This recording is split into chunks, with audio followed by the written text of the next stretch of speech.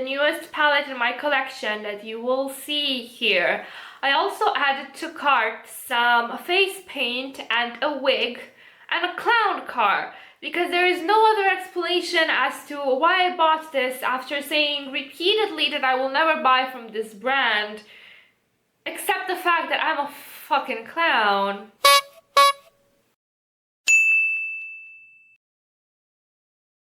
Hi friends! Hi!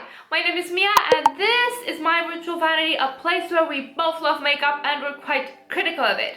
If you want to see more makeup, you can head over to my Instagram where I post my looks and flat lays of products that I've been enjoying or have thoughts on. Today we are going to do the Eyeshadow Palette Tag, a tag started by Samantha March and Allie Glines here on YouTube. I will of course link their details down below. I also have a video where I rank all of my eyeshadow palettes, and you can see that over here or linked down below. So if you enjoyed this type of tag video, you might enjoy that as well. Without further ado, let's open up my vanity figuratively. First question. So the answer for the first question, which is what is your newest palette, kind of conflates with the answer for the third one, which is your most expensive palette, because they are one and the same. Talking about the Natasha Denona Sunrise palette, which is one of her not mini but like smaller palettes. It doesn't have as much product as her regular one. So this is what she looks like. I'm trying to be really fucking careful because if I drop her, I will cry. I had said repeatedly that Natasha Denona has nothing but the audacity to come out of nowhere and ask for those crazy prices for her palettes. And I vowed that I would never buy one of her big palettes, which I haven't yet, but God knows if I ever get drunk someday and the clownery descends upon me, I hope that day never comes. And then this one appeared. And I think it appeared, I don't know, 1.5 years, 2 years ago. And I have lusted after it ever since. Dreamed of the looks that I would make with it. Just had fantasies with this stupid fucking palette. I have not wanted a palette so long for I can't even remember how long. So this was a first. I did really well at my job last year and I got a really good performance feedback, and in my company if you get a good performance feedback you get a bonus. And I was like, you know what? They fucking worked me to the brim. I had stress, acne until I changed positions. I fucking deserve to get something that I have wanted for so long. So I spent $60 on this baby. And I don't regret it. I do regret spending $60 on it, but objectively, was it worth $60? I don't think any type of colored dust is worth $60 objectively. It's worth the worth that you ascribe to it. Is the quality worth $60? I have found shimmers that work just as well in these shadows that I've ordered, and I have mattes that work just as well. Overall, I don't regret buying it. Given the choice to buy it now, knowing what I know, I would still buy it, but it's not like it's the second coming of palette Jesus. Next question is, what is your oldest palette? I have a love-hate relationship with the Naked 3 from Urban Decay. This was my first big girl palette. Other ones were like drugstore stuff that I don't even have anymore. They were like those 35 pan, 50 pan eyeshadow palettes. This is how she looks like. You probably know her very well because she's been all over YouTube, and actually that's why I bought it, because when I had first started getting into makeup, everybody was still singing the praises of the Naked palettes. It was not a good decision because it figures that I don't particularly like Urban Decay's formula. It's fine, but I never felt that it was worth the money, even for the other palettes that I tried for them. I always felt that they were mediocre-ish. And this palette, there's something about the undertones in the mattes that make me look completely fucking dead, which is weird because I'm also cool-toned, so you'd think cool tones would work on me. But no, this works really well when I want to do no makeup looks. So just a wash of a shimmer on the lid, just maybe a little bit of a matte in the crease, maybe just a little bit of liner with the darkest shade. but for anything more complex or, you know, something that actually makes me think, yes, that is just the apex of what I can do makeup wise, that it's not it. Since I already answered what is my most expensive palette, we're going to skip over that question and head on over to the what is your most affordable palette question. And it's a fight to the death between 5 palettes, but actually between 2 types of palettes from 2 brands. First, we have these Beauty Glazed Planet palettes in Uranus, Neptune and Jupiter, and I got these off AliExpress. These 9-pan cardboard affairs with shimmers and mattes are supposed to dupe the Huda Beauty Obsessions palettes, the original colored ones. I have a video on this, I'm gonna link it somewhere. These were $5 off of AliExpress, so they were really cheap. I think that they're great quality for the money. They're not like high-end quality or mid-end quality, but they are very pigmented. They pack a punch. The problem with them is that they do have a tendency for fallout and kickback, so they're quite powdery. The other most affordable palettes again were $5 actually, £4, and I got them from Primark, and these are their PS Velvet Rose palette, which is this cool toned affair over here, and their Velvet Cherry, which is more pinky, rosy, very girly. These are quite similar to the Beauty Glazed ones in that they're quite pigmented but also prone to a bit of fallout, a bit of powderiness. But I do find them a bit easier to work with because they're more layerable. The Beauty Glazed one just pack a punch from the beginning. Yeah, $5 palettes, 5 of them. I'm just gonna throw them in a ring somewhere and let them duke it out for the title of most affordable. Next question is, show your everyday palette. And I'm going to cheat a bit for this question because technically I don't have an everyday pre-made palette. I have a quad that I made myself with several singles. I call this my duochrome quad because, well, they're all duochromes more or less. We've got ColourPop Glass Bull, ColourPop Tea Garden, Sydney Grace Winter Garden, and Looxi Beauty Flower Child. I use this most of the time when doing my makeup, especially for work, when I'm in a rush, right, overslept, or I'm really not in the mood for anything too creative. Wash off one of these duochromes over the lid and then a matte in the crease, like a pink or a yellow. I've been loving a yellow in the crease.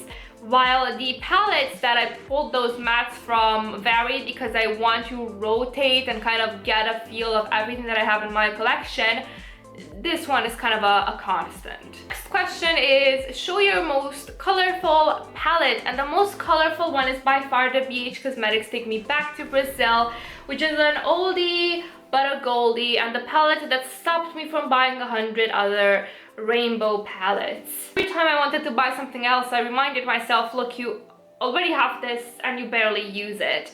And it's not because I don't enjoy colorful looks, because I do. It's just that I kind of gravitate towards other palettes and not necessarily a rainbow palette such as this one. I always debate decluttering it, and I always don't, because what happens is that sometimes I need a color that is not in any one of my other palettes and I kind of find it here. So it's a really bit of a functional piece of makeup for me. Next question is, show your smallest palette, and I'm not sure if a trio counts, but it counts for me. This is the Melkior Abstract Mood Little Trio, and this is a trio of satin duochromes. I don't like using these all over the lid. I like using these in the crease simply because they're not as strong as a traditional duochrome would be. They have like this satin blendable quality to them, where the duochrome really shows when you start to blend them out. It's a really interesting formula, and it's a really subtle way of doing a duochrome, really. Biggest palette is the next question, and I debated whether I should talk again about the BH Cosmetics one, but then I remembered that I have this big boy over here. The pan sizes just give me fucking anxiety, and I did not know the pan sizes would be so big. This is the OPV Yemoja palette. And when I ordered it online a long while ago, and the picture didn't make it seem so big, like it was like a banana for scale or anything. I thought it would be like ColourPop sized or something like it, and then I got these big boys. Show your palette with the best memory is the next question, and I actually have two over here. This palette is the white chocolate chip from Too Faced, and it's a mediocre palette overall, quality wise. I talked about it in my Makeup That Sparked Joy video. Why this has a good memory associated with it is because it was a gift from a friend that I went through a rough patch with, because before she transitioned as a woman, she became just like, the year before, she was really going through a hard time, and she got really unpleasant, and me and my other friends that were friends with her, like, we had no idea what the fuck was happening. So, you know, the friendship started to sour really quickly, and eventually she moved to the UK, she realized she's a woman, she transitioned, and our friendship just mended. And when she came back, she gifted me this palette. We had a really little girly bonding time. I did her makeup. It was super fun. We're not as close anymore because, you know, distance, life, stuff like that, but this palette still has like that good memory of a friendship mended, and of a friend just, you know, becoming her true self. I've got another palette with a really good memory, and this one is more self-centered. It was the palette that sparked my joy and my love for makeup. The palette that started it all, the slippery slope towards spending fucking thousands of lei on makeup. Yeah, let's not think about that. This is the Nabla Dreamy palette, and it was the first mid-high-end palette that I bought after the disappointment with the Naked 3. And I remember the sheer joy I got using this and thinking that this is how makeup is supposed to make me feel. So it's got like these duochrome shimmers, the beautiful toppers, the mattes that are absolutely idiot-proof. This is still one of the things in my collection that spark joy simply for being. Next question is a palette worth the hype, and that is the Huda Beauty Nude Obsessions. And I don't speak only of this one, the variant that is the light one, even though that's the only one I have, but I think the whole concept was stunning. Having different nude palettes for each skin tone, light, medium, dark, was such a great move, and the quality is absolutely stunning. These shimmers are mirror reflective, multi-dimensional, the mattes are absolutely great. The only thing that I dislike about this palette is that this useless cream shade that I realize most people actually want in a palette, so Next question, I can't answer. There was, the question is, palette not worth the hype. I don't think I have any of those in my collection. The ones that I feel ambivalent about are stuff that I bought because I wanted to buy and not because of the hype.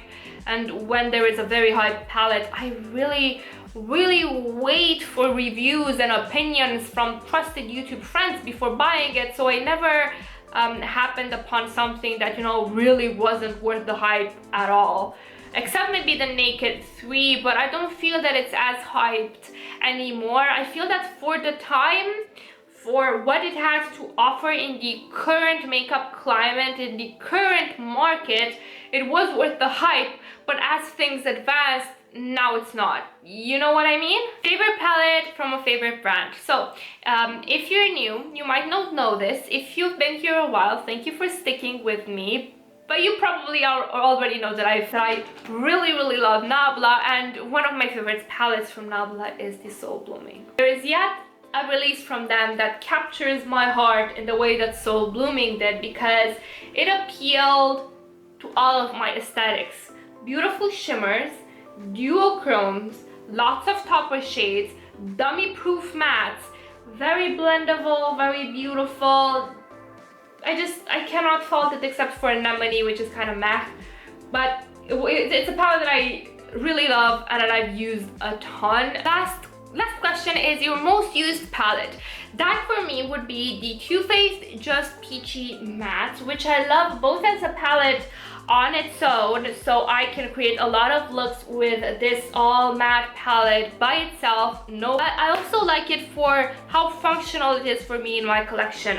A lot of the times I will pull for this, I will put a duochrome on the lid, and then I will pop any of these in the crease. I love this to bits, and I do use it a lot. It just doesn't show because I am cursed with a very, very light hand, and I use very fluffy brushes, so it never fucking shows no matter how much I use a goddamn palette, and it's really annoying. I think I am cursed to never hit pan on anything, and that makes me very sad. Anyway, this has been it. This has been it for me for the eyeshadow palette tag. I would love it if you would share your answers to those questions in the comments as well, because I'm really nosy and I love hearing people talk about their collections. I've been enjoying watching everybody's take on this tag as well. It's been a lot of fun. It's really a good tag. Thank you guys so much for watching. I hope you have a wonderful evening, morning, second breakfast, third lunch, whatever it is where you're from. Bye!